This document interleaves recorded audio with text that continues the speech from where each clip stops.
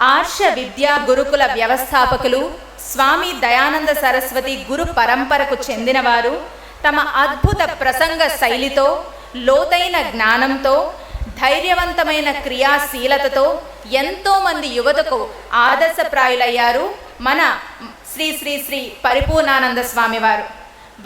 వారు తమ అనుగ్రహ భాషణంతో మనకు మార్గనిర్దేశకం చేయవలసిందిగా కోరుతున్నాము.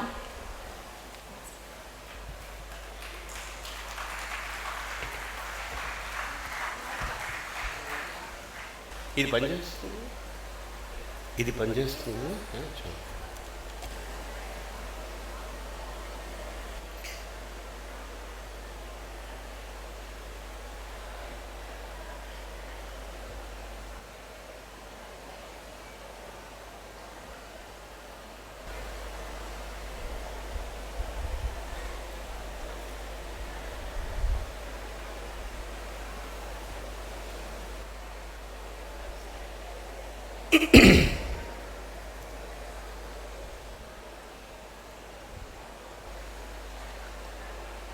योऽन्तः प्रविश्य मम वाचमिमां प्रसुप्तां सञ्जीवयति अखिलशक्तिधरः स्वधाम्ना अन्यांश्च हस्तचरणश्रवणत्वगादीन् प्राणान्नमो भगवते पुरुषाय तुभ्यं. गुरुर्ब्रह्मा गुरुर्विष्णुः गुरुर्देवो महेश्वरः गुरु साक्षात् परं ब्रह्म तस्मै श्री गुरवे नमः. दयानंद चरणौ मनसा स्मरामि, दयानंद चरणौ शिरसा नमामि. नमः सभाभ्यः सभापतिभ्यश्च वो नमः. अत्र उपस्थिताः आगताः सर्वे विद्वज्जनाः तथा च श्रोतारः एतत् रामायण समीक्षा महत्कार्यम् अत्र आयोजितवन्तः. महान् सन्तोषः मुदावहः. अत्र कुलपति महोदयः संस्कृत विश्वविद्यालयस्य साक्षात् श्रीमन्नारायण दिव्यचरणात् आगतवन्तः. मुरलीकृष्ण महाभागाः भद्राचलं साक्षात् श्री रामचंद्र देवता अनुग्रहं गृहीत्वा अत्र आगत्य कार्यक्रमम् एतावत् अत्र अस्माकं तेलुगु जनानां हृदये रामायणमित्युक्ते श्रीभाष्यम् अप्पलाचार्य महोदयः तथा च सर्वे वक्तारः स्युः. तेषां मध्ये एकैक मणिं तन्मणिं मैलवरमिति मणिं सर्वे अपि जानन्ति. मैलवरपु श्रीनिवासराव महोदयः तथा च अस्माकं सोमयाजुलु महाभागाः अत्र ते कथिताः रामायणस्य अन्तर्गतविषयानि सर्वाणि. एतत् श्रुत्वा किंचित अहमपि वक्तव्यमिति ते सूचितवन्तः. तदर्थम् अत्र आगत्य सर्वेषां सन्निधौ रामायणस्य स्मरणं, रामस्य स्मरणं, सीतायाश्चरितं महत्, सीतायाः स्मरणं सर्वे अपि दिनत्रये समीचीनं जानीमः इति चिन्तयित्वा ఆరంభ విషయే సంస్కృత భాషాయాం వక్తవ్యమితి చింతితవానస్మి. తదనంతరం తెలుగు భాషాయాం ఇదానీం సర్వేషాం కృతే తెలుగు భాషాయాం వక్తవ్యమేవ. సమయం అల్పం, విషయం మహత్. సంస్కృతంలో పెద్దవాళ్ళందరూ ఉన్నప్పుడు వారి భాషలో వారికి మాట్లాడితే వారికి హోమ్లీగా ఉంటుంది.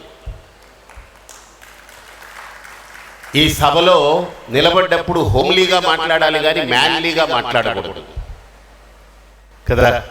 అంటే మన అహంకారాన్ని చూపించుకోవడము, మన బల ప్రదర్శన కాకుండా వారి దగ్గర వినయంగా వారి భాషలో వారికి గౌరవం ఇచ్చేటట్లుగా 4 మాటలు మాట్లాడితే, నేనేం సంస్కృత పండితుణ్ణి కాను, నాకు పాణినీయ వ్యాకరణ సూత్రాలు కానీ పతంజలి మహాభాష్యం కానీ అవన్నీ ఏదో మా గురువుగారి దగ్గర ఆడుతూ పాడుతూ ఏదో పొందినవే కానీ నేర్చుకున్నవి ఒక శిక్షణా విధంగా నేర్చుకున్నవి కావు.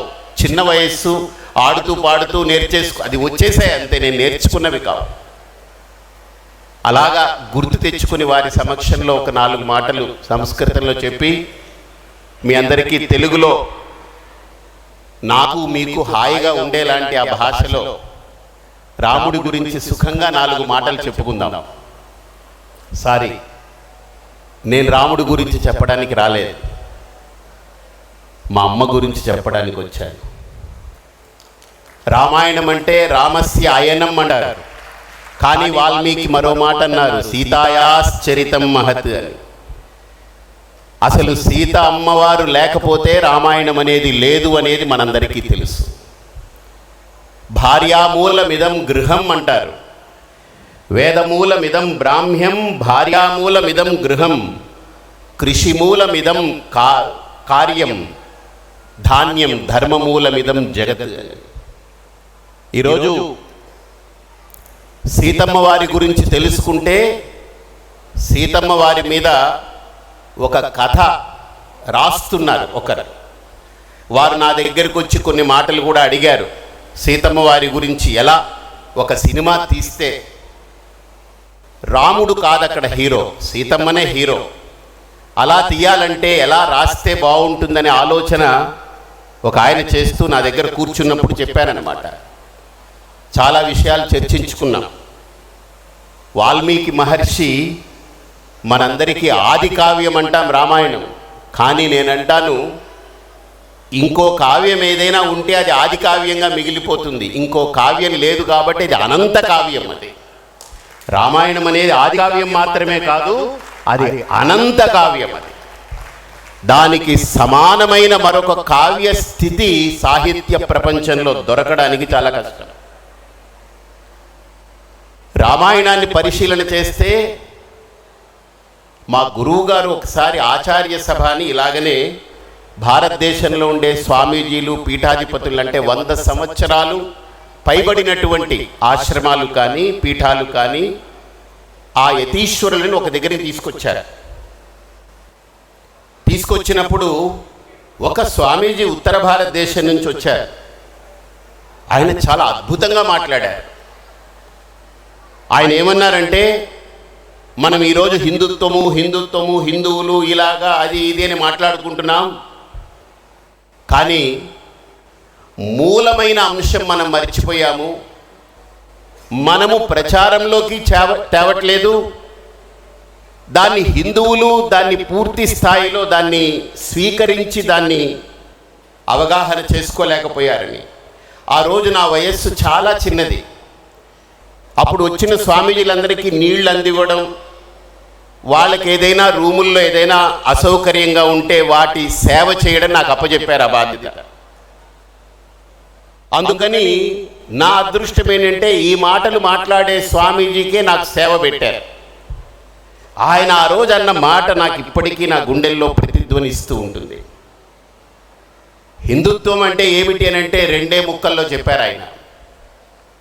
విద్యా తపోభ్యాం పూతాత్మ అన్నారు. హిందూ అన్నవాడికి రెండే లక్షణాలు ఉండాలి. ఈ రెండిట్లో ఒకటి ఉన్నా కాస్త పర్వాలేదు, ఓ 50 మార్కులు ఇచ్చి సర్దుకోవచ్చు. ఇవి రెండూ లేకపోతే నేను హిందువుని అనుకోవడం వ్యర్థమే. ఏమిటా రెండు అని అంటే విద్య. నువ్వు నీ యొక్క విద్యని పూర్తిగా అధ్యయనం చెయ్యాలి. నీదేమిటో నీకు తెలియకపోతే ఎవడు ఏం చెబితే అది వినేసిపోతూ ఉంటాం, లేదా మనం కొట్టుకుపోతుంటాం. నీదు నీకు తెలిస్తే ఎవడో వచ్చి నిన్ను కన్విన్స్ చేయడానికి ఇష్టపడడు, ఎందుకంటే వాడి దగ్గర సత్తా సరుకు సరిపోదు కాబట్టి.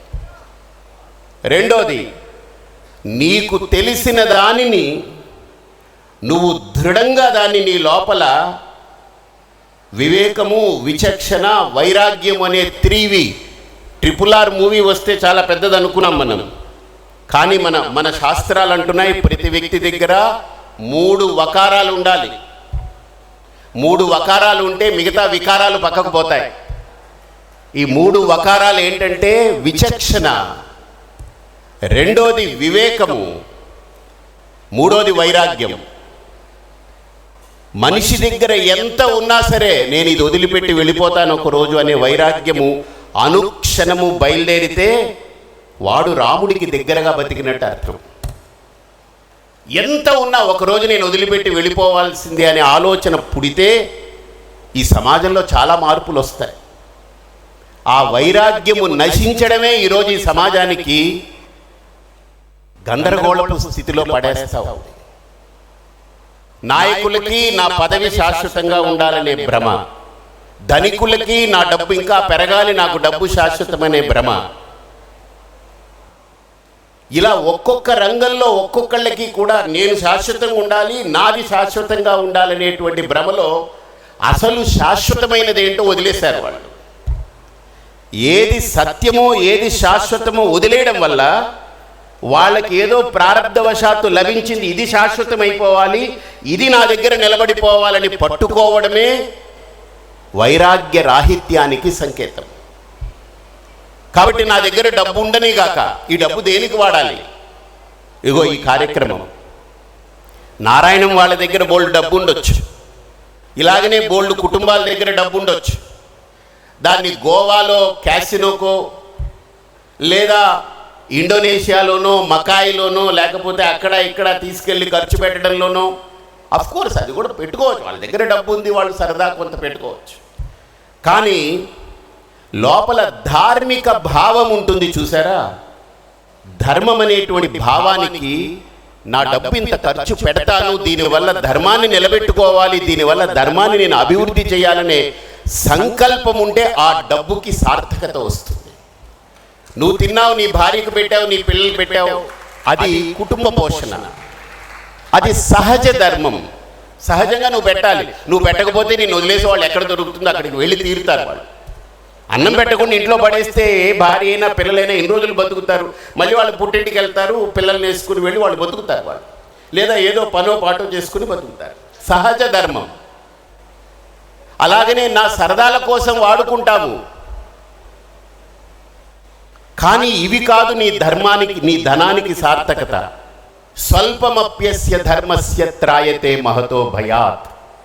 ఇదిగో ఇలాంటి కార్యం నిర్వహించారే, వాళ్ళు ఖర్చు పెట్టే రూపాయలో ఒక 10 పైసలో 20 పైసలో తీసి ఇది పెట్టారే, ఈ 20 పైసలు పెట్టిన ఖర్చు ఆ 80 పైసలకి దాన్ని దాటిపోయినటువంటి సమాంతరమైనటువంటి శక్తివంతమైన ఫలితాన్ని వాళ్ళకి ఇచ్చి తీరుతుంది.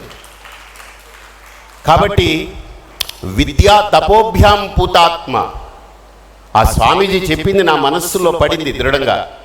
ఆ తరువాత నేను మా గురువుగారి దగ్గరికి వెళ్ళి అసలు విద్య ఏంటి, తపస్సు ఏంటి అనేటువంటి దాని మీద ప్రశ్నించడం మొదలుపెట్టాను. ఆయనతో మాట్లాడాను, మీ గురువుగారిని అడుగన్నారు. అప్పుడు మొదలుపెట్టాను విద్య అంటే ఎలా వెళ్ళాలి, మనం దాన్ని ఎలా తెలుసుకోవాలి, దాన్ని ఎలా పరిశీలించాలి అనేటువంటి. అందులో దూకితే అది సముద్రం, మీ అందరికీ తెలుసు. ఈ రామాయణం మొత్తం చూస్తే శ్రీరామచంద్రుడు ఈరోజు మనకెందుకు దేవుడుగా మన ముందు నిలబడ్డాడు అని అంటే, ఎందుకంటే ఈ మాట అన్నారని అంటే ఆయన దేవుడు కాదు. ఆయన వైకుంఠం నుంచి అవతరించడానికి ముందు ప్రతిజ్ఞ చేసి వచ్చాడు, నేను ఈ భూలోకంలో మానవుడిగా మాత్రమే ఉంటాను, దైవత్వంతో వెళ్ళను, నేను దేవుడిగా వెళ్ళను అని ప్రతిజ్ఞ చేశాడు. ఆయన ప్రతిజ్ఞ చేశాడు కాబట్టి ఆయన భార్య ఏం ప్రతిజ్ఞ చేస్తుంది? నేను ఒక మనిషిగానే ఉంటానని ప్రతిజ్ఞ చేస్తుంది. అర్థమైందా మీకు? ఒక మానవుడి రూపంలో సంచరించినటువంటి ఒక తపస్సు శ్రీరాముడు, మానవుడి రూపంలో సంచరించినటువంటి ఒక విద్య శ్రీరాముడు. అన్నిటికంటే చెప్పాలంటే ఒక మానవుడి రూపంలో 2 కాళ్లతో సంచరించిన పరమ ధర్మము శ్రీరామచంద్రమూర్తి. అందుకే వాల్మీకి మహర్షి ఎంత గొప్ప స్క్రీన్ ప్లే చేశారంటే రామాయణంలో, రాముడు చాలా గొప్పవాడని లక్ష్మణుడు వెళ్ళి డప్పు కొట్టలేదు, హనుమంతుడు చెప్పలేదు. ఈ మారీచుడితోటి వాళ్ళతోటే రావణాసురుడి దగ్గరికి వెళ్ళి, ఏంటయ్యా మీరు రాముడిని ఏం చేయకుండా వచ్చారనంటే, రాముణ్ణి తలవడమే చాలా గొప్ప భాగ్యం అనిపిస్తుంది, రాముణ్ణి ఏదైనా చెయ్యమంటావా, నీకేం దౌర్భాగ్యం పట్టిందయా అంటే, ఒక రాజు ఎలా ఉండాలో చూడండి. తన ప్రతిపక్షానికైనా విపక్షానికైనా స్వపక్షానికైనా ఎంత ఆదర్శంగా ఉండాలో రాముడి గురించి, రాముడి యొక్క మనుషులు చెప్పడం కాదు, రాముడి గురించి అవతల విరోధి పక్షం వాడు, రాముడికి ద్రోహం తలపెట్టాలని వచ్చిన వాడు రావణుడి దగ్గరికి వెళ్ళి, రామో విగ్రహవాన్ ధర్మ సాధు సత్య పరాక్రమ అన్నాడు. ఎలాంటి మాట అండి అది! నన్ను ఇబ్బంది పెట్టాలనుకుని వచ్చిన వాడు నా గురించి అవతల విరోధి పక్షంలో ఉన్నటువంటి అధిపతికి వెళ్ళి ఆ రకంగా చెప్తే అతను ఎంత డౌన్ అయిపోవాలి.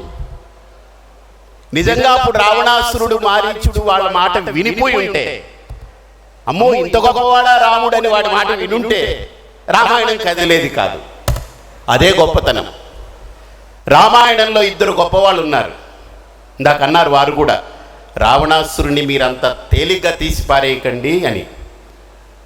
2 మహా బహుముఖ ప్రజ్ఞాశాలురైనటువంటి పండితులు, ఒక ఆయన హనుమంతుడు, ఇంకొక ఆయన రావణాసురుడు. ఏమండి 2 పండితులు కదా, ఆంజనేయ స్వామికేమో వీధి వీధిన గుడి కట్టాము, రావణాసురునేమో మనం నవరాత్రులు అయిపోయిన తర్వాత ఆయనకి బాణం వేసి కాల్చేసి ఆయన దహనం చేస్తాము, రావణ దహనం చేస్తాము. 2 బహుముఖ ప్రజ్ఞాశాలురే కదా, 2 పండితులే కదా, 2 అసలు అసామాన్యమైన ప్రజ్ఞ, పాఠవాలు, శక్తి, బలము, ఓజస్సు, తేజస్సు అన్నీ ఉన్నాయి కదా.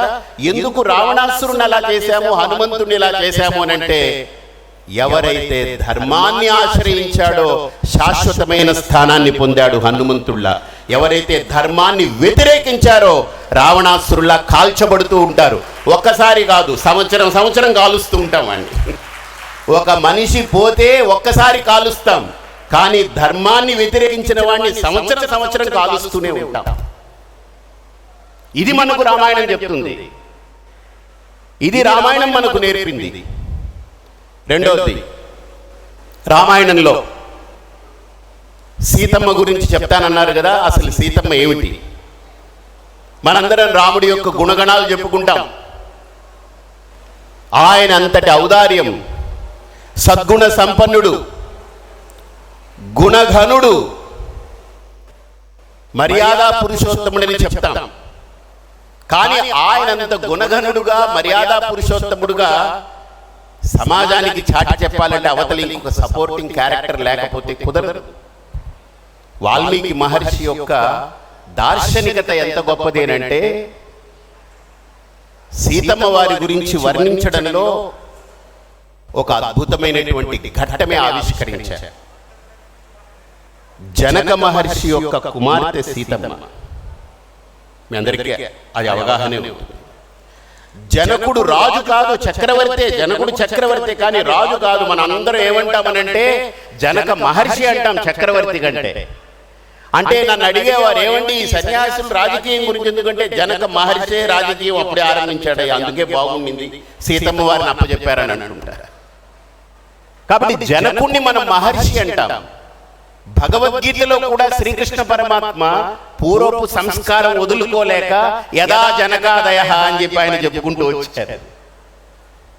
జనకుడి లాంటి వాళ్ళు మాత్రమే కర్మయోగాన్ని, జ్ఞానయోగాన్ని, భక్తి యోగాన్ని సమన్వయం చేసి మోక్షము పొందినప్పటికీ కూడా వాళ్ళు ఈ భూమి మీద మనలాగనే జీవిస్తూ ఉంటారు, కానీ మన స్థాయి కాని అత్యున్నతమైన స్థితిలో బ్రతుకుతూ ఉంటారని చెప్పారు శ్రీకృష్ణ పరమాత్మ. అలాంటి జనక మహర్షి యొక్క అసలు ఆయన గురించి చెప్పడం కాకుండా ఆయన పెంపకం గురించి చెబితే ఆయన ఏమిటో మనకు అర్థమవుతుంది. సీతమ్మ వారిని ఎలా పెంచారంటే, అసలు రామాయణం సీతమ్మ వారు ఎడం చేత్తో రావణాసురుని చంపేసి రాగలదు, అంత యోధురాలు సీతమ్మ. 10,000 మంది మహా ముష్టిఘాతంతో ఎవరినైనా మట్టి గరిపించగలిగేటువంటి శక్తి సామర్థ్యం ఉన్నవాళ్ళు ఏమీ చేయలేక ఉన్నటువంటి దాన్ని, ఆ శివధనుస్సుని పెట్టినటువంటి దాన్ని ఎడం చేత్తో లాక్కొచ్చి పెట్టింది ఆవిడ. రాముడు ఎత్తాలంటే కూడా ఆలోచించాడు, కానీ ఆవిడ ఎడం చేత్తో లాక్కొచ్చి పెట్టింది. అంటే ఆవిడ శక్తి అలాంటిది చూడండి. అందుకనే చాలామంది స్త్రీలని అబల అబల అబల అంటారు. అసలు ఆబల ఆకారం కాదు, ఆ పెట్టాలి. ఆ బల మగవాడు బలవంతుడిగా పుట్టాలంటే ఎక్స్ క్రోమోజోమ్లో కనుక సరైనటువంటి బలం లేకపోతే ఒక వై క్రోమోజోమ్ ఇచ్చినంత మాత్రాన వీడిలానే ఉంటాడు, కోవిడ్ వచ్చిన వాళ్ళలాగానే ఉంటాడు ఎప్పటికీ.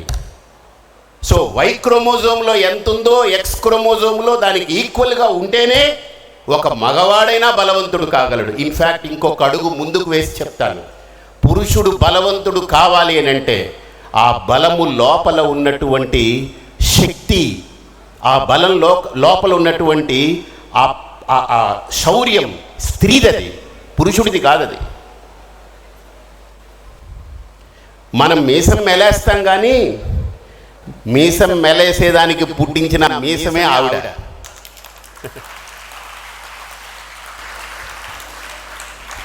అలాంటి సీతమ్మ యొక్క శక్తి ఎలాంటిది అనంటే, ధనుర్విద్యలో కానీ ఆవిడికి ఈ విద్య ఆ విద్య రాదనేది లేదు, అన్ని విద్యలో వచ్చు సీతమ్మకి. మీరు రామాయణం చూడండి ఒకసారి, పండితుల ద్వారా వినండి. అందుకనే ఈ సదస్సు చాలా గొప్పది. ఆవిడికి రాని విద్యలు లేవు.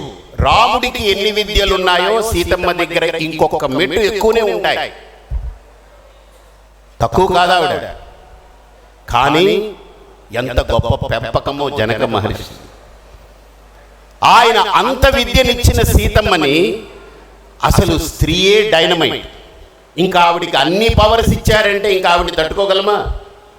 అలా సరైనటువంటి పెంపకంలో పెంచడం వల్ల సీతమ్మని ఎక్కడ పెట్టారంటే మహర్షుల మధ్యలో పెంచారు. వేదాంతాన్ని ఇచ్చారు, వైరాగ్యాన్ని ఇచ్చారు, అడవుల్లో పెంచాడు. ఎందుకంటే రేపు భవిష్యత్తులో అడవికి వెళ్లాల్సి వచ్చినా ఆవిడకి ఇప్పుడు ప్రిపేర్ అవ్వాలి. అదే పెళ్లి చేసుకోగానే వెంటనే ఇంట్లో అత్తగారు మామగారు మీరు వేరే కాపురం పెట్టుకోండి, ఇప్పుడు మా ఇంట్లో ఉన్నంత మాత్రాన మీకేం సరిపోదు, మీరు వెళ్ళిపోయి ఒక కాపురం పెట్టుకోండి అంటే ఆడపిల్లకి వంట రావాలంటే కష్టం, ఆడపిల్ల ఇల్లు చక్కబెట్టాలంటే కష్టం. ఎందుకంటే ఇంట్లో అల్లారు ముద్దుగా మా అమ్మాయికి అసలు కాళ్ళు కింద పెట్టకుండా పెంచేసామండి. చూడండి, ఆనాడు సీతమ్మని అడవుల్లో నిలబడే శక్తినిచ్చారు. అడవుల్లో రావణుడంతటి వాడు సీతమ్మని పట్టుకెళ్తే సీతమ్మ ఏడవలేదు, రాముడు ఏడిచాడు. గిరులు, తరులు, సురులు మీరందరూ ఏం చేస్తున్నారయ్యా? అందులో చాలా గమ్మత్తుగా చమత్కారం ఒకటి ఉంది. సూర్యుడిని అడుగుతాడట రాముడు, నువ్వు పగలంతా ఉన్నావు కదా, నా సీత ఎక్కడికి వెళ్ళిందో నీకు తెలిసి ఉంటుంది చెప్పు అన్నాడట. ఏం మాట రాలేదు. ఓహో, అయితే రాత్రి పట్టుకెళ్ళి ఉంటాడని రాత్రి దాకా ఆగి, చంద్రుడా నువ్వు రాత్రి అంతా ఉన్నావు కదా, నీకు తెలుసు కదా సీతమ్మని ఎటు పట్టుకెళ్ళాడో చెప్పన్నాడట. నక్షత్రాలను అడిగాడట, కొండలను అడిగాడట, మట్టిని అడిగాడట.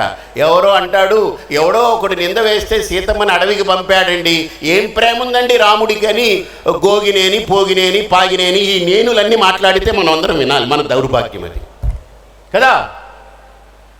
రాముడికి సీత మీద ఎంత ప్రేమ ఉందో మట్టిని పట్టుకుని ఏడిచాడు, భూమిని పట్టుకుని ఏడిచాడు, నదుల దగ్గరికి వెళ్ళి ఏడిచాడు, చెట్ల దగ్గరికి వెళ్ళి ఏడిచాడు, చంద్రుణ్ణి చూసి ఏడిచాడు, సూర్యుడిని ఏడిచాడు చూసి, నక్షత్రాలను అడిగి ఏడిచాడు, ఆకాశాన్ని ఏడిచాడు, పక్షులు, కోతులు ఒకటి కాదు ఇంకా అన్ని అడిగి అడిగి అడిగి ఉండబట్టలేక అతని అరుపుతో సీత సీత అని అరుస్తూ ఉంటే కొండలన్నీ కూడా సీత సీత సీత సీత అనే స్మరణ వినపడి యావత్ ముల్లోకము రామా రామా అని జపిస్తే రాముడు సీత సీత సీత అని జపించాడంటే మా అమ్మ ఎంత గొప్పదై ఉండాలి ఆలోచించండి. అందుకే సీతాయాస్ చరితం మహత్ కదా. అలాంటి సీతమ్మ నేను ఎందుకు చెప్తున్నానంటే ఈరోజు మనం ఆడవాళ్ళని అబలలుగా లేదు రకరకాలుగా ఏవైతే ఈరోజు డెఫినేషన్స్ ఇస్తున్నారో అలా చేసేసి ఏదో మనం వాళ్ళని అలా ఉంచేసే ప్రయత్నం చేస్తున్నాం. కాదు, ఒక జనక మహర్షిలా ఈ రోజు నుంచైనా మన హిందూ సమాజం, భారతదేశం ప్రతి బాలికని అలా తీర్చిదిద్దగలిగితే రేపు పాకిస్తాన్ కాదు కదా, బంగ్లాదేశ్ కాదు కదా, ప్రపంచ దేశాల్లో 192 దేశాలు ఈ దేశానికి వచ్చినా వారి తపస్సుతో అడుగు కూడా ముందుకు పెట్టనివ్వని శక్తి స్త్రీ దగ్గర ఉంటుంది. వాస్తవం. మీకు దాని ఘట్టాలన్నీ నేను రామాయణంలో చెప్తాను. నేను చెప్పిన ఘట్టాలన్నీ సత్యమా కాదా చెప్పడానికి వాళ్ళు ఉన్నారు. ఎందుకంటే ఒక ప్రమాణం ఉండాలి. ఎస్, స్వామి చెప్పారండి, ఏదో కల్పించి కాదు, వాల్మీకి రామాయణంలో ఉంది అనేటువంటిది వాళ్ళు అంగీకరించగలగాలి కదా, అప్పుడే నా మాట ప్రమాణం అవుతుంది. అలాంటి సీతమ్మ అడవుల యొక్క కష్టాలు తెలుసుకుంది, ఋషుల మధ్యలో ఉండి వైరాగ్యాన్ని పొందింది, పెద్ద పెద్ద గురువుల దగ్గర అన్ని విద్యలు అవపోసన పట్టింది.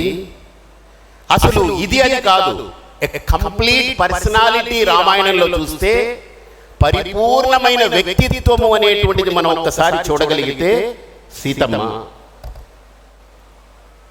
నాకు అనిపిస్తూ ఉంటుంది, ఒక కవి ఎప్పుడో చెప్పారట, సీతమ్మ తర్వాత ఈ భరతమాత మరో సీతమ్మని ఎప్పుడు చూపిస్తుందో మాకు అన్నారట.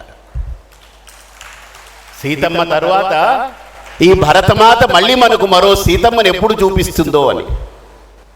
నిజంగా ఆ మాట చాలా ఆర్ద్రతతో కూడు. అలాంటి సీతమ్మ రాముడికి పెళ్లి చేసుకున్న తర్వాత, శ్రీరామచంద్రమూర్తిని వివాహమాడిన తర్వాత, ఇయం సీత మమ సుత అని చెప్పి అప్పచెప్పి పంపిన తర్వాత మొట్టమొదటి పరీక్ష సీతమ్మకు. దశరథ మహారాజు శ్రీరామచంద్రుల వారిని నువ్వు అడవికి వెళ్ళాలి అంటారు. పితృవాక్య పరిపాలకుడు రాముడు అడవికి వెళ్ళాడు కాబట్టి అని అంటారు. కాదు, శ్రీరాముడు ఎప్పుడో పితృవాక్య పరిపాలన చేశాడు. ఆయన అసలు ఎవరో కళ్ళు ముక్కు తెలీదు, చిన్నపిల్లవాడు విశ్వామిత్రుడు నిన్ను అడుగుతున్నాడు వెళ్ళాలి అని అంటే, మా ఇంట్లో మా అమ్మను వదలాలా, ఈ భోగాలను వదలాలా, ఈ కోటలను వదలాలా, ఈ ఆనందాన్ని వదలాలా, ఈ సన్యాసి ఎవరో వచ్చి మమ్మల్ని లాక్కెళ్ళిపోతుంటే నువ్వు వెళ్ళిపోరా అని మా నాన్న ఉచిత సలహా ఇస్తాడు, మా నాన్నేమో ఇక్కడ కూర్చొని మంచిగా తాగి తిని విందులు వినోదాల్లో ఉంటాడు, మేము ఇవన్నీ కోల్పోవాలా అని ఆలోచించలే. వెంటనే వాళ్ళ నాన్న చెప్పారని వెళ్ళిపోయాడు ఆయన విశ్వామిత్రుడి వెనక. పితృవాక్య పరిపాలన బాల్యంలోనే ఆయన చూపించాడు, ఎప్పుడో పెళ్ళైన తర్వాత కాదు. కాబట్టి పితృవాక్య పరిపాలన అనేది రాముడి యొక్క ధర్మంలో అదొక మర్మం. అది రాముడి యొక్క ధర్మాల గురించి క్లుప్తంగా మీకు మధ్యలో చెప్తాను సీతమ్మ వారిని చెప్తూ. అయితే సీతమ్మ వారిని వివాహమాడిన తర్వాత శ్రీరామచంద్రమూర్తిని అడవికి వెళ్ళమని ఆజ్ఞాపించిన తర్వాత సీతమ్మ దగ్గరికి శ్రీరాముడు వస్తాడు. నువ్వు కోమలాంగివి, లతాంగివి, నువ్వు ఇలాగుంటావు, నువ్వు ఎంత సుకుమారంగా ఉంటావు, ఎంత గొప్పదానివి అని వర్ణిస్తూ ఉంటాడు రాముడు. ఎందుకు ఇలా వర్ణిస్తున్నాడు? ఈయన పనిపాట లేక, ఈ వేళపాల లేక ఎందుకు రాముడు నా యొక్క సౌకుమార్యాన్ని వర్ణిస్తున్నాడు, నేను ఇంత సుకుమారమైనటువంటి వ్యక్తిని వర్ణిస్తున్నాడని ఆవిడ పట్టేస్తుంది సీతమ్మ. ఓహో, ఇదేదో నెక్స్ట్ ప్లాన్ ఉంది, దానికే ఉపోద్ఘాతం వేస్తున్నారు ఈయన అని అన్న తర్వాత, నా తండ్రి నాకు అరణ్యానికి వెళ్ళమని ఆజ్ఞ వచ్చింది, నేను తిరిగి వచ్చే వరకు నువ్వు ఇక్కడ ఉంటే నువ్వు క్షేమంగా ఉంటావు అంటే, ఈ మాట వాల్మీకి మహర్షి రామాయణంలో పెట్టేశారు. అంత వ్యక్తిగతమైనటువంటి సంభాషణను కూడా ఒక మహర్షి మాత్రమే దర్శించగలరు. ఆ రోజు సీక్రెట్ కెమెరాస్ ఎక్కడా లేవు, బెడ్రూమ్ కెమెరాస్ లేవు, హిడెన్ కెమెరాస్ లేవు. ఇందాక వారు చెప్తున్నారు కదా, అవి ఏవి లేవు మన దగ్గర అని. మరి ఆయన దర్శించారు. వాళ్ళిద్దరి మధ్య జరిగిన సంభాషణ రామాయణంలో వాల్మీకి మహర్షి ప్రపంచానికి అందించారు. ఎందుకు అందించారు? అది అందించకూడనిదైతే అందించరు, అందించాలి, అందుకే అందించాడు ఆయన. అందుకే ఆయన మహర్షి. ఏమని తెలుసా సీతమ్మ? నువ్వు మగవాడివేనా అని అడిగిందట. స్త్రియం పురుష విగ్రహం, నువ్వు మగవాడి రూపంలో కనిపించే ఆడదానివి లాగానే ఉన్నావు అన్నట్టు అనిందట. నాకు అనుమానం వస్తుందని. ఆ మాట అంటే ఏ మగాడైనా చేతులు కట్టుకునో నవ్వుకునో లేదు కాదనుకునో ఊరుకుంటాడా? ఏ మగాడైనా. అందులో రాముడు లాంటి ఓ ధీరోదాత్తముడు ఆ మాట అంటే ఊరుకుంటారండి?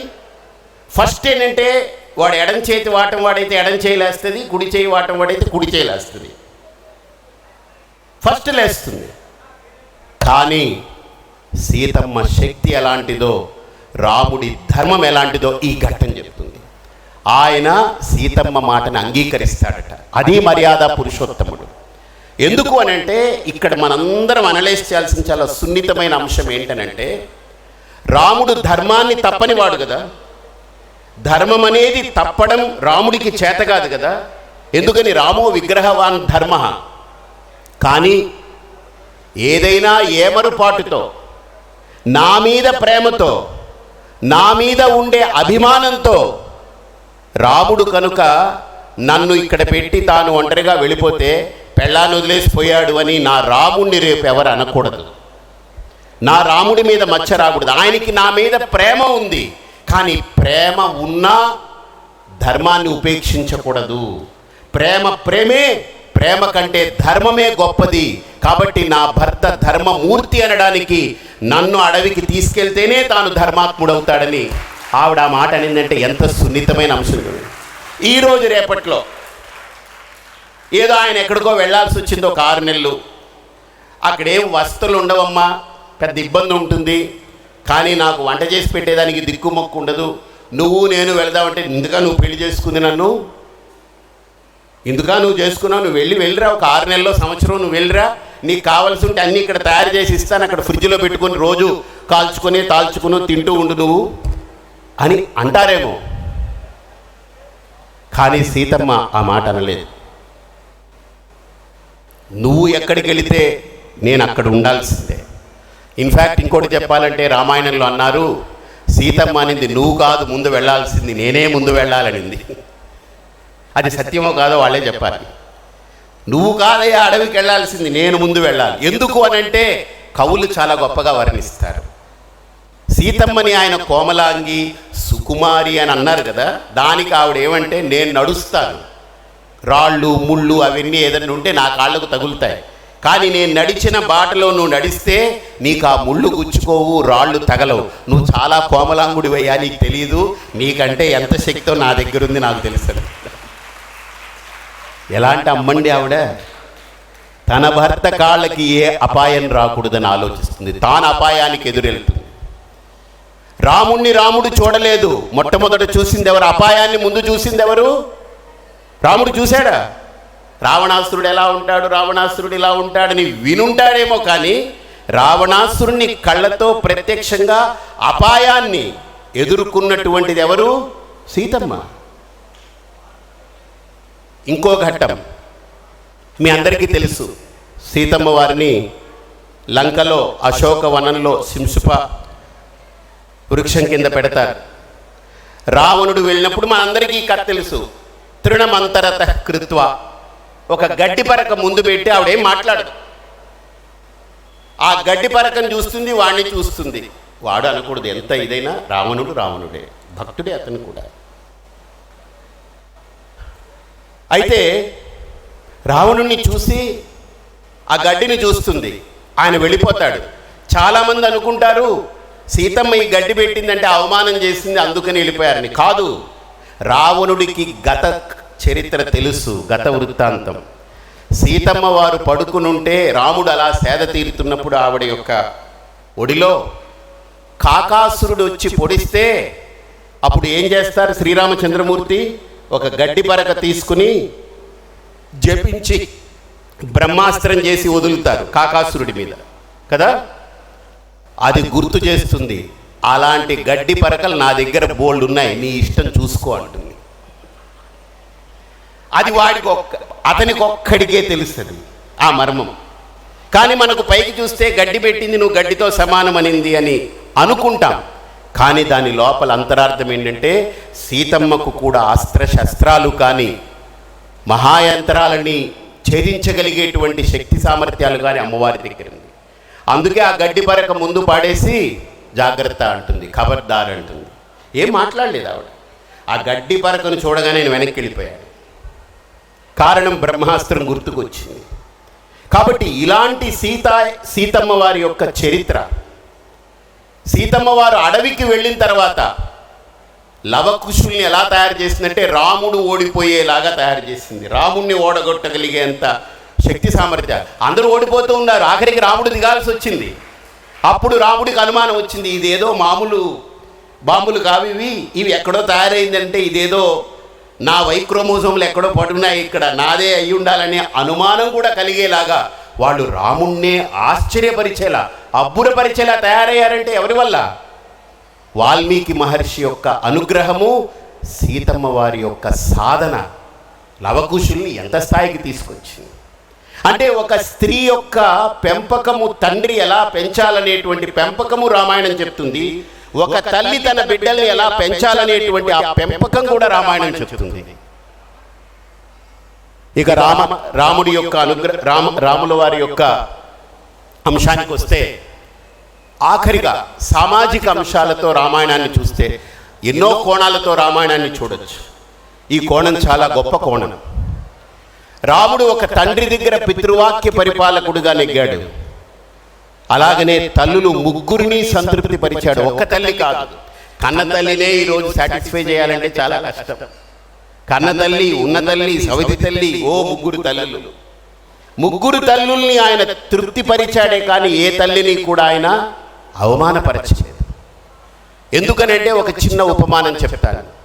ఈయన అడవికి వెళ్తున్నప్పుడు కౌసల్య బాధపడుతుంది, కానీ కౌసల్య కూడా బాధపడలేదు. నువ్వు వెళ్ళు అంటుంది. తల్లిగా కొంత బాధ ఉన్నా ధర్మం కాబట్టి వెళ్ళు అంటుంది. సుమిత్రమ్మ చాలా గొప్ప క్యారెక్టర్ అక్కడ. ఆవిడ లక్ష్మణస్వామిని పిలిచి ఒక గొప్ప వాక్యం చెప్తుంది. రామం దశరథం విద్ధి మాం విద్ధి జనకాత్మజాం అయోధ్యాం అటవీం విద్ధి తత్ర గచ్చతాత యథాసుఖం. ఆయన లక్ష్మణస్వామికి ఆవిడ చెప్పినటువంటి వాక్యం, లక్ష్మణ, ఈ రోజు నుంచి నీకు దశరథుడు శ్రీరాముడు, ఈ రోజు నుంచి సుమిత్రమ్మ సీతమ్మ, ఈ రోజు నుంచి నీ అయోధ్య అడవి. ఈ మూడింటిని మర్చిపోకుండా నువ్వు అనుసరిస్తే నీ అంతటి సుఖవంతుడు ఆనందభూయిష్ఠుడు ఎవరు ఉండడయ్యా, వెళ్ళిపోమని చెప్పింది. ఏ క్యారెక్టర్స్ అండి రామాయణంలో. త్యాగం త్యాగం త్యాగం త్యాగం త్యాగం. ఎప్పుడు ఈరోజు నాయకులందరూ భోగం భోగం భోగం, ఇంకేదన్నా ఉంటే జనాలకందరికీ రోగం రోగం పట్టించడం. ఈరోజు నాయకులకి భోగాలు, సమాజానికి రోగాలు. కానీ ఆనాటి నాయకులకి త్యాగం మాత్రమే. త్యాగే నీకే అమృతత్వ మానసు. అద్భుతమైనటువంటి ఘట్టం. ఎంత అద్భుతమైన ఘట్టాన్ని మన ముందు ఆవిష్కరించారు. ఇలాంటి రామాయణంలో ఉన్నటువంటి ఘట్టాల్ని మీ ముందు ఉంచడానికి ఎంతోమంది ఉన్నారు. నాకు ఒక అరగంట సమయం ఇచ్చారైనా ఒక 5 నిమిషాలు సమయాన్ని అతిక్రమించాను. అయితే ఆఖరిగా ఒక్క చిన్న మాట చెప్పి పూర్తి చేస్తాను. ఒక భార్య దగ్గర ఎలా ఉండాలనేది రాముణ్ణి చూసి నేర్చుకోవాలి. ఒక భార్యని ఎంత ప్రేమించాలని. అలాగనే సీతమ్మ రాముణ్ణి ఎప్పుడూ ప్రశ్నించలేదు, నన్ను ఎందుకు అడవికి పంపావని. ఎందుకంటే జనవాక్యంతు కర్తవ్యం. నువ్వు పుట్టింది జనం కోసరం, సీత కోసరం కాదు. నువ్వు వచ్చావు కాబట్టి నీ వెనకాల నీకు నేను ఉండాలి కాబట్టి నేను కూడా వచ్చాను, నా ధర్మం కాబట్టి. నువ్వు నా కోసం రాలేదు భూమి మీదకి, సీత కోసమే ఉండాలంటే ఆయన భూమి మీదకి వచ్చి సీతను వెతుక్కోవాలా. హాయిగా వైకుంఠంలో పడుకుంటే ఆవిడ మసాజ్ చేస్తూ ఉంటుంది, అంతే కదా. క్షీరోదన్వత్ ప్రదేశే శుచిమణి విలసత్సైకతే మౌక్తికానాం, అంతే కదా, శాంతాకారం భుజగశయనం. ఆయన హాయిగా ఆవిడతో ఉండాలనుకుంటే భూలోకానికి వచ్చి నానా యాతన పడటం ఏంటండి? ఎవరైనా భార్యతో సుఖంగా ఉండాలంటే పెళ్ళైన తర్వాత హనీమూన్ వెళ్తారు, కానీ ఇద్దరం అండమాన్కి వెళ్దాం లేకపోతే తీహార్ జైలుకి వెళ్ళి ఏదో హాయిగా ఉంటామని చేస్తారా? ఒక రకంగా వాళ్ళు భూమి మీదకి రావడం అంటే తన్ను తాను తగ్గించుకోవడమే. అందుకే రాముడు అన్నాడు, నేను అక్కడికి వెళుతున్నప్పుడు దేవుడిగా వెళ్ళకూడదు, నా పాస్పోర్ట్ వీసా మనిషిగానే ఉంటుంది. ఎంత గొప్ప మూర్తి అది. కాబట్టి రామాయణంలో సీతమ్మని రాముడు ప్రేమించినట్టు గుర్తుపెట్టుకోండి. లైలా మజ్ను కానీ ఇలా జూలీ అలెవరు రోమియో జూలియట్ వీళ్ళు చూడండి, మీకు వాళ్ళ పేర్లు ఉన్నాయి కానీ రాముడు సీత మరి వస్తుందరా తెలియట్లేదు. ఈ భూమి మీద షేక్స్పియర్ రాసిన నాటకాల్లో కానీ ఈరోజు సినిమాలు తీసే డైరెక్టర్ల యొక్క బుద్ధిలో కానీ ఒక ప్రేమ అంటే ఎలా ఉండాలో ఎవ్వరూ తీయలేనటువంటి ప్రేమ జంటని మన భారతీయ సంస్కృతిలో వాల్మీకి మహర్షి రామాయణంలో చూపించారు. అంతకంటే గొప్ప కావ్యం ఇంకొకటి లేదు ప్రేమకి. అంతకంటే మధుర ప్రేమ ఎక్కడ దొరకదు మీకు. రాధాకృష్ణుల యొక్క ప్రేమ అంటారు, అది ప్రేమ కంటే ఇంకొక మెట్టు ఎక్కువ. అది మళ్ళీ మాట్లాడుకుందాం ఎప్పుడైనా. అది ప్రేమ కాదది. మానవ రూపంలో సంచరించి ప్రేమకు నిర్వచనం ఇచ్చినటువంటి దంపతులు శ్రీరామచంద్రమూర్తి సీతారామచంద్రమూర్తి. అసలు ఎలా ఉండాలి భార్య, ఎలా ఉండాలి భర్త అనేది. మరి మీరు ఒక్క ప్రశ్న అడగొచ్చు, సీతమ్మకు అన్నీ తెలుసు కదా, మరి అన్నీ తెలిసిన ఆవిడ ఎలాగ ఏమీ తెలియనట్టు ఉండిపోయింది రామాయణంలో అంటే అదే గొప్పతనం. జనక మహర్షి అది కూడా నేర్పాడు సీతమ్మకి. అమ్మా నీ ఇప్పుడు మనం కొద్దిగా తెలిస్తేనే మిడిసి పడుతుంటాం, అలాంటిది అన్నీ తెలిసిన ఆవిడ ఎలా ఉండాలి అది మనకు నేర్పింది. నిండు ఆకు ఎప్పుడు నిండుగా ఉన్న విస్తరి ఎగిరి పడదు అంటారు. ఎగిరి పడేదేంటి, లోపల ఏమీ లేదనమాట. అంతే కదా, నిండుగా ఉన్నది. నాతో ఇప్పుడు అందరూ మైకుల దగ్గరికి తీసుకొచ్చి మీరు ఏమైనా లడ్డూ గురించి చెప్పరా అని అడుగుతున్నారు. లడ్డూ గురించి అందరూ చెప్పేశారు కదా, నేనేం చెప్పాలి? వెంకటేశ్వర స్వామి గురించి చెప్పమంటే చెప్తారు. లడ్డూ గురించి చెప్పండి, లడ్డూ అందరూ చెప్పేశారు. నేనా 25 రోజులు లేను, ఎందుకంటే నేను ఒక అజ్ఞాతంలో ఉన్నట్టుగా ఒక యోగా శిబిరము చాలా గొప్ప భారతదేశాన్ని రేపు విశ్వగురువుగా నిలబెట్టబోయేటువంటి ఒక గొప్ప కార్యం జరుగుతున్న క్షేత్రంలో నా స్పీచెస్ నన్ను పిలిచి నాకు కూడా కళ్ళు తెరుచుకునేలాంటి ఎన్నో ఘట్టాలని నేను చూసొచ్చాను. దానికోసం వెళ్ళాను. నేను లేను అక్కడ, నా ఫోన్ పనిచేయదు. ఫోన్ పనిచేసే దగ్గరికి నాతో పాటు బ్యాగ్ వస్తే టక మెసేజ్లు వస్తాయి. ఈ లడ్డు ఇదేంట్రా బాబు, నేను ఇక్కడ ఈ దీంట్లో ఉంటే ఈ లడ్డూ లేదండి. మళ్ళీ నేను ఎవరికైనా చేసి కనుక్కుందామంటే వాడి మాట వినపడదు, నెట్వర్క్ ఉండదు. ఎందుకంటే వాళ్ళు అంత రిమోట్లో పెట్టారు, కార్యక్రమం పెద్దది కాబట్టి. తర్వాత బయటకు వచ్చిన తర్వాత చూస్తే దీని గురించి ఇవేవో జరిగిపోయాయి. సరే అయిపోయింది, ఇంక మనం ఇప్పుడు ఎందుకు కొత్తగా పురాణం మొదలెట్టడం ఎందుకు, ఏ జరిగింది ఇంకా జరగని. కానీ ఒక్కటైతే సత్యం, ఎవరైనా సరే దైవంతో ధర్మంతో ఆడుకోవడం అనేది పద్ధతి కాదు. వాళ్ళు ఆడుకుంటే ఈరోజు ఆడుకోవచ్చు, కానీ అదే దైవము అదే ధర్మము వాళ్ళతో ఆడుకోవాలని మొదలు పెడితే ఆ ఆట ఉంటుంది, మామూలుగా ఉండదు ఆట. రాసుకోండి, అది ఎవరికైనా సరే, ఇంక్లూడింగ్ పరిపూర్ణానంద అయినా సరే, ఎవరైనా సరే వదిలిపెట్టదు. దైవంతో ధర్మంతో ఆడే ఆట వదులుతుంది. అది ఎందుకని? పాపం పూర్తిగా పండాలి. నేను చెప్పగలిగేది అదే. అలాంటి సీతమ్మ, అన్నీ తెలుసున్న సీతమ్మ. పర్లేదు ఒక 5 నిమిషాలు. మాస్టర్ మీ సమయాన్ని తింటున్నా నేను మిమ్మల్ని అడిగి. సీతమ్మ ఎందుకు రామచంద్రమూర్తి యొక్క సన్నిధిలో ఏమీ తెలియనట్టుగా కేవలం అనుసరించే వ్యక్తిగా ఉండిపోయింది అనేదానికి ఒక మాట వాడుతుంటారు సీతమ్మ వారిని.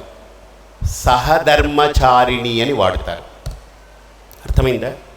అంటే ఏంటి అర్థం? సంస్కృతంలో చాలా గొప్ప పదం. ధర్మచారిణి అంటే ఏంటి?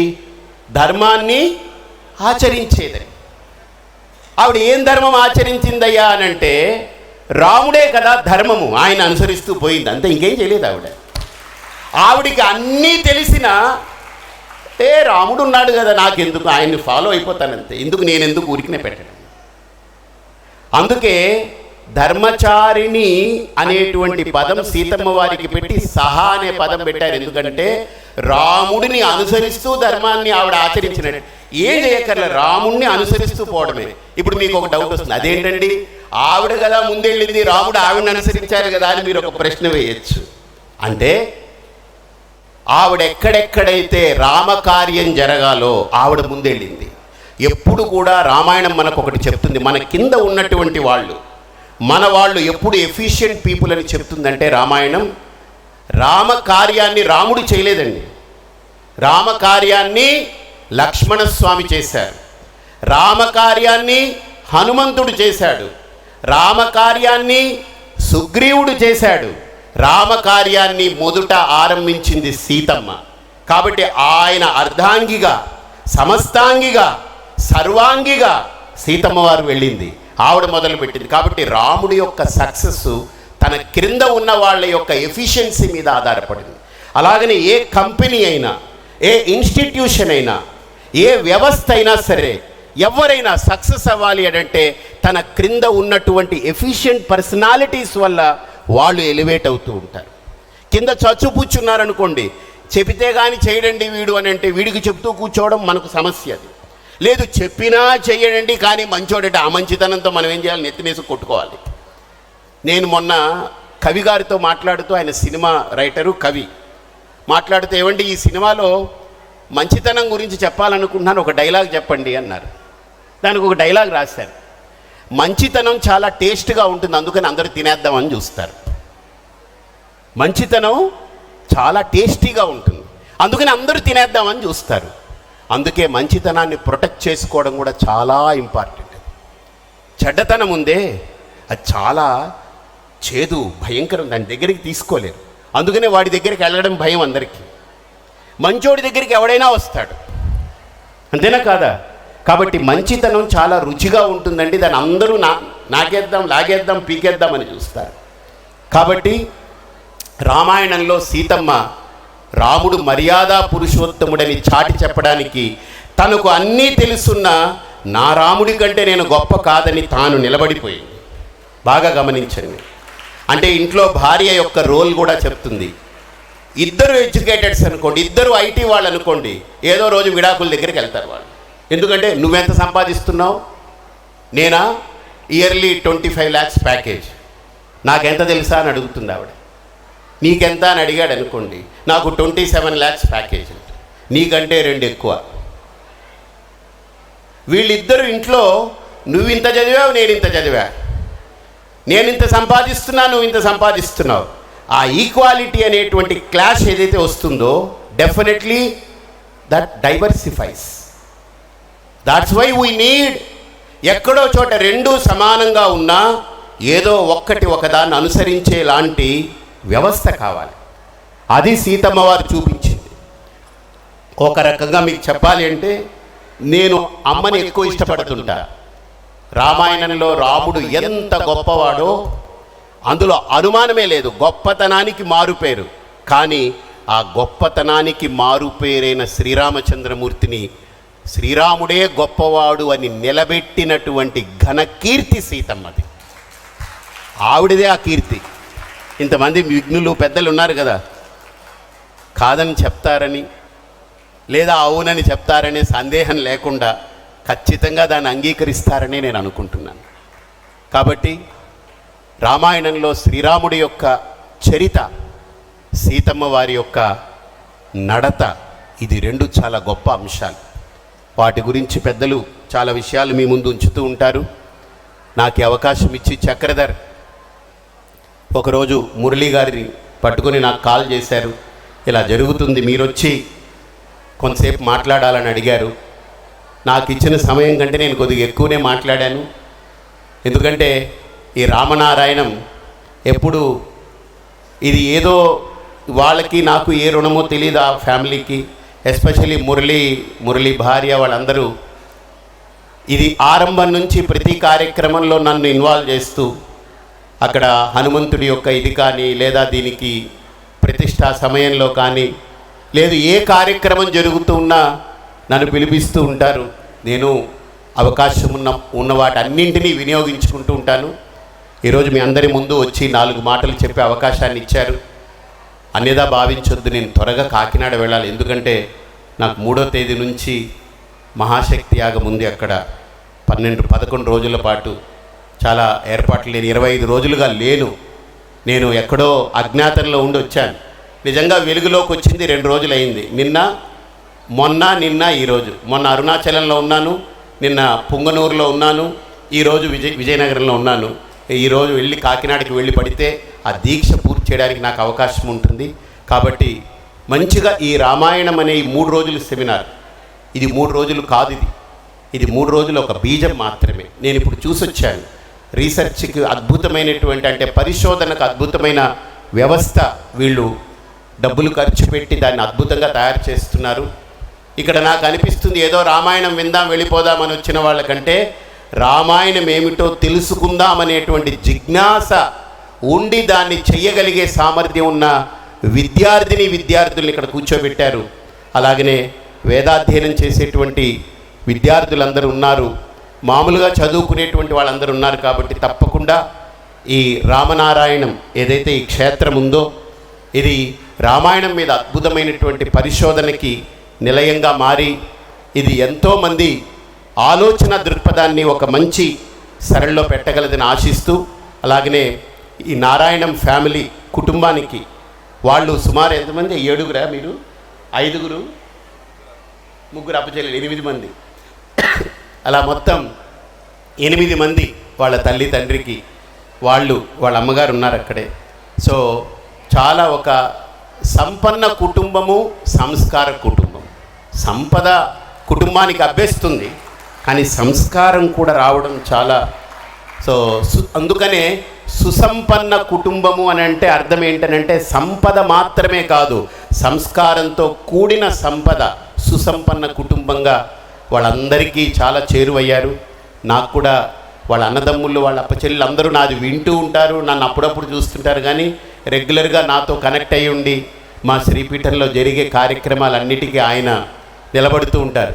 రేపు 50,000 మందితో ప్రతిరోజు దీక్ష సాగబోతుంది శ్రీపీఠంలో. ప్రతిరోజు 50,000 మంది ఒకే దీక్షా వస్త్ర ధారణతోటి 100 కోట్ల కుంకుమార్చన భారతదేశ చరిత్రలో మొట్టమొదటిసారి చేసుకునే ఒక గొప్ప వేదిక ఏర్పాటు చేస్తున్నాం. అష్టమి తిథి నాడు ఒకటే రోజు 64,000 మంది మహిళలతో ఒకటే రోజు 24 కోట్ల లలిత పారాయణ, ఖడ్గమాల పారాయణ చేయించబోతున్నాం.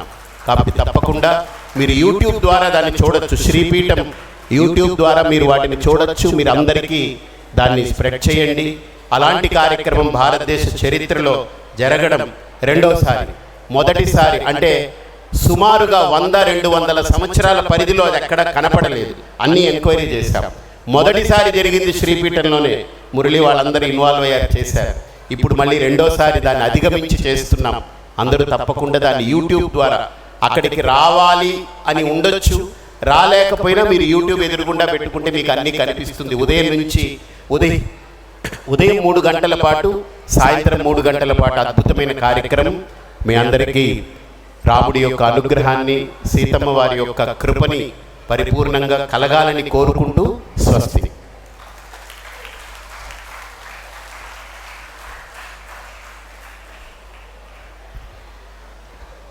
రామనారాయణానికి ఎప్పుడూ అండగా నిలిచి రామాయణం పట్ల, రాముడి పట్ల, ఎస్పెషలీ సీతమ్మ పట్ల మనలో స్ఫూర్తిని నింపే మహాద్భుతంగా ప్రసంగించిన శ్రీ శ్రీ శ్రీ పరిపూర్ణానంద స్వామి వారికి శిరస మనస ప్రణమిల్లుతున్నాము. వారిని సత్కరించవలసిందిగా వేదికను అలంకరించిన పెద్దలందరినీ, నారాయణం కుటుంబ సభ్యులను కోరుతున్నాం.